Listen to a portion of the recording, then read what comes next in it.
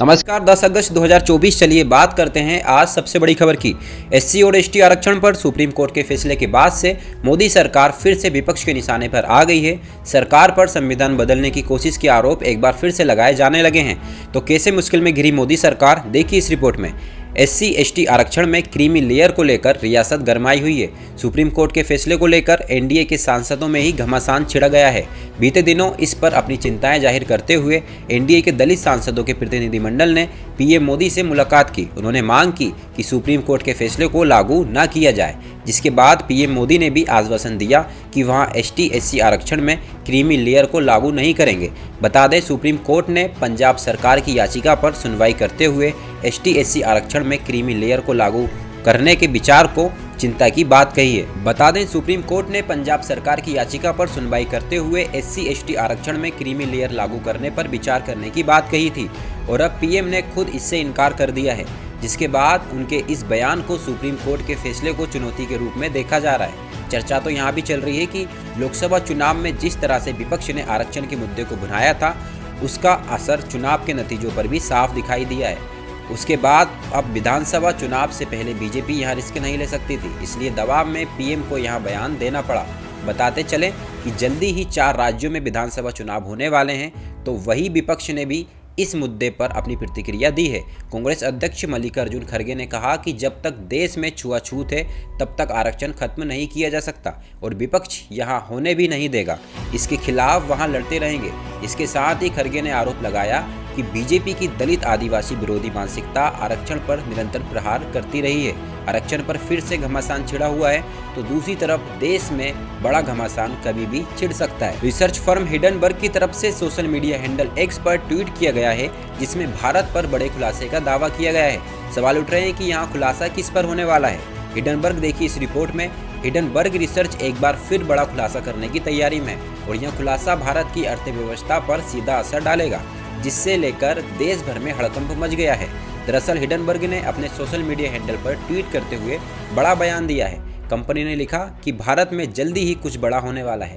Hindenburg के इस tweet ने हर तरफ चर्चाओं का सिलसिला शुरू कर दिया है। ये सवाल उठ रहे हैं कि इस पर क्या होने वाला है। इस बार कंपनी के निशाने पर कौन है? हिडनबर्ग रिसर्च एक अमेरिकन वित्तीय शोध कंपनी है और पिछले साल यानी 2023 की शुरुआत होते ही इस रिसर्च फर्म ने बम फोड़ा था, जिससे अडानी ग्रुप ऑफ इंडस्ट्रीज पूरी तरीके से हिल गया था।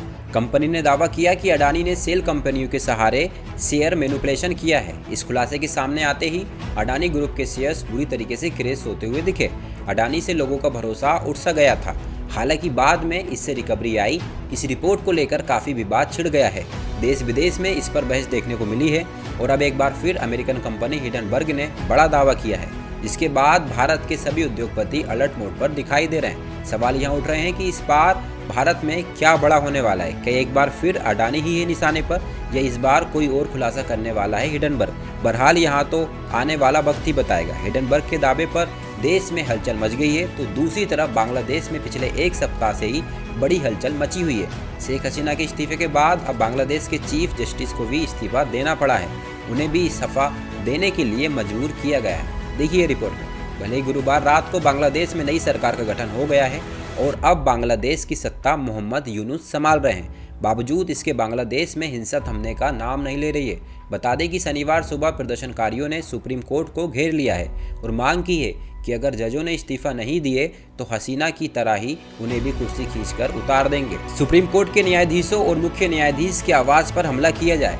प्रदर्शनकारियों का आरोप है कि सुप्रीम कोर्ट के जज हसीना से मिले हुए हैं और इन जजों ने अंतिम सरकार से पूछे बिना शनिवार को पूरी कोर्ट की एक बैठक बुलाई। तो दावा किया गया कि मुख्य न्यायाधीश अंतरिम सरकार को सुप्रीम कोर्ट के जरिए अवैध घोषित करने की रणनीति बना रहे हैं, जिस पर छात्र भड़क गए।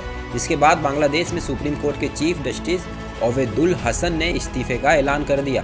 मुख्य न्यायाधीश ने मीडिया को बताया कि उन्होंने देश भर में शीर्ष अदालत और निचली अदालतों के न्यायाधीशों की सुरक्षा को ध्यान में रखते हुए पद छोड़ने का फैसला किया है। वह अपना इस्तीफा राष्ट्रपति मोहम्मद शहाबुद्दीन को भेज रहे हैं। बता दें कि बांग्लादेश के चीफ जस्टिस ओबेदुल हसन के इस्तीफे के पहले विरोध प्रदर्शन के बीच बांग्लादेश के राष्ट्रीय बैंक के गवर्नर अब्दुल रहू तालुकदार ने भी आज इस्तीफा दे दिया है। बांग्लादेश बड़े बदलाव के दौर से गुजर रहा है, वहीं हिंदुस्तान की राजनीति में भी बड़े बदलाव दिखाई दे रहे हैं। और आने वाले साल में आखिरी में होने वाले 4 राज्यों के विधानसभा चुनाव के बाद देश की राजनीति में बहुत कुछ बदलने के संकेत मिल रहे हैं। महाराष्ट्र को लेकर जो रिपोर्ट सामने आ रही है उसने बीजेपी की नींद उड़ा दी है। तो क्या है रिपोर्ट में, देखिए। महाराष्ट्र विधानसभा चुनाव में इस बार कांटे की टक्कर का अनुमान लगाया जा रहा था। राज्य की 288 सीटों पर अक्टूबर नवंबर में विधानसभा चुनाव होने वाले हैं। जैसे जैसे चुनाव की तारीख करीब आ रही है वैसे वैसे सत्ताधारी महायुति गठबंधन कमजोर दिखाई दे रहा है। हाल में ही बीजेपी की एक सर्वे रिपोर्ट सामने आई है जिसमें बीजेपी के नेतृत्व वाले महायुति गठबंधन को 100 से भी कम सीटें मिलने की उम्मीद जताई गई थी। बीजेपी की सीटें भी 55 से 65 तक बताई गई हैं और अब एक सर्वे की रिपोर्ट सामने आई है। विपक्षी गठबंधन यानी महा विकास अघाड़ा गए सर्वे में ईवीएम को 170 सीटें मिलने की उम्मीद जताई गई है। वैसे कांग्रेस की तरफ से दावा किया जा रहा है कि इस बार ईवीएम 200 सीटों के आंकड़ों को भी आसानी से पार कर सकता है। एनसीपी शरद पवार गुट के नेता जयंत पाटिल ने कहा कि लोकसभा चुनाव में ईवीएम को 31 सीटों पर जीत मिली थी, जो महाराष्ट्र की सीटों का 65 है। और अगर ईवीएम को प्रदर्शन लोकसभा चुनाव जैसा भी मान लिया जाए तो 188 सीटें आसानी से मिल जाएंगी, लेकिन जो महाराष्ट्र की है उसमें साफ है कि ईवीएम 200 पार कर जाएगा। आज की बड़ी खबरों में इतना ही। ऐसी ही न्यूज़ के लिए आप हमारे चैनल को सब्सक्राइब कर सकते हैं। आपको रोजाना डेली ऐसी ही न्यूज़ मिलती रहेगी। Thank you.